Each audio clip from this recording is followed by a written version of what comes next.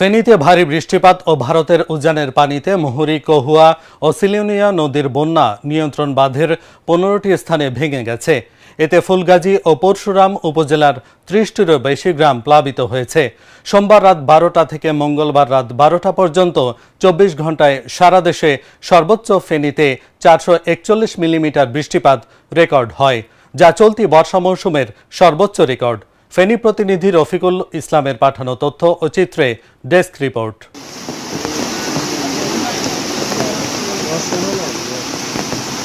পরশুরামের মুহুরী নদীর পানি বিপদসীমার 12.55 মিটার উচ্চতায় প্রবাহিত হচ্ছে।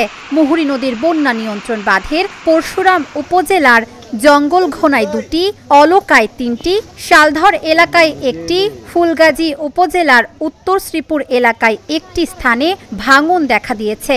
সিলোনিয়া নদীর পরশুরামের গদানগর এলাকায় 1টি ও ফুলগাজীর দেড়পাড়া এলাকায় 2টি স্থানে ভেঙে গেছে। কহুয়া নদীর পরশুরাম উপজেলার সাতকুচিয়ায় 2টি, বেড়াবাড়িয়ায় 1টি ও ফুলগাজী উপজেলার দৌলতপুর এলাকায় বন্যা নিয়ন্ত্রণ বাঁধের 1টি স্থানে ভাঙনের ঘটনা ঘটেছে।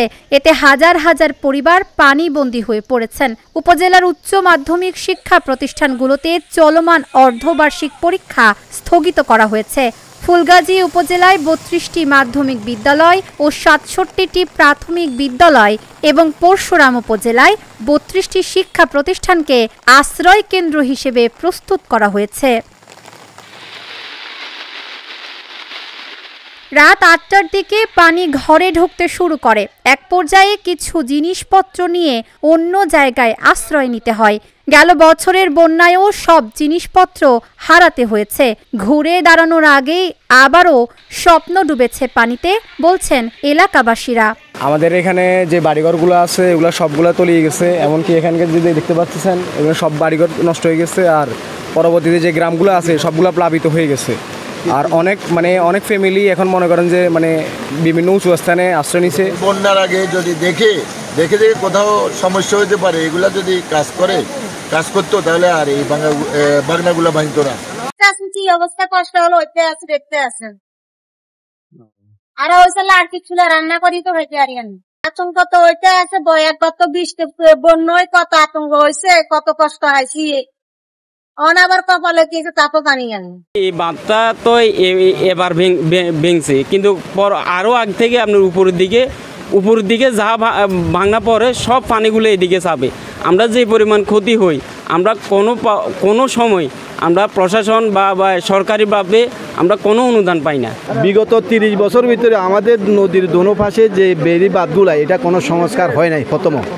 দ্বিতীয়ত হলো নদীর ভিতরে আগাছা এমনভাবে হয়ে গেছে, আগাছা পরিষ্কার করে নদীর সংস্কার যতক্ষণ না করবে শুধু আমাদের নদীর পাশে যারা আছি তারা ক্ষতিগ্রস্ত নয়, বরং নিচের দিকে যারা আছে ফেনী জেলার সমস্ত জনগণ এইভাবে বছর বছর ক্ষতি হবে। আমাদের ফেনী শহরের যত ড্রেনেজ ব্যবস্থা, যত খালগুলো আপনার দখল হয়ে আছে, দখল মুক্ত করাই আমাদের একটাই দাবি। উপজেলার 3টি নদীর বন্যা নিয়ন্ত্রণ বাঁধের 4টি স্থানে ভাঙনের তথ্য পাওয়া গেছে। এরই মধ্যে শতাধিক মানুষ আশ্রয় কেন্দ্রে এসেছেন, বললেন এই কর্মকর্তা। বৃষ্টি যখন আবহাওয়ার পূর্বাভাস জানার সঙ্গে সঙ্গে আশ্রয় কেন্দ্রগুলো আমাদের টোটাল 67টা প্রাথমিক বিদ্যালয় আর 32টা হচ্ছে মাধ্যমিক বিদ্যালয়, তার 99টি আশ্রয় কেন্দ্র খোলা আছে। ওখানে আমরা খাবার, পর্যাপ্ত শুকনো খাবার কালকে দিয়েছি।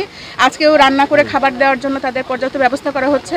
আর যারা দূরবর্তী স্থানে আছেন, আমাদের ফায়ার সার্ভিস আছে, তারা ওদেরকে উদ্ধার করার জন্য মাঠে নেমে আছেন। আমাদের স্বেচ্ছাসেবক যারা সদস্য আছেন তারাও আন্তরিকতার সাথে ত্রাণগুলো বিভিন্ন জায়গায়, যারা দূরবর্তী জায়গায় ঘরবন্দি মানুষ, তারা পৌঁছে দেওয়ার ব্যবস্থা করছেন। যারা বন্যা দুর্গত জায়গায় আছেন বা তারা একটু সাবধানে তাদের আশ্রয় কেন্দ্রে গেলে সবচেয়ে ভালো হয়, তাহলে আমরা আমাদের সহায়তাগুলো দ্রুত পৌঁছাতে পারি।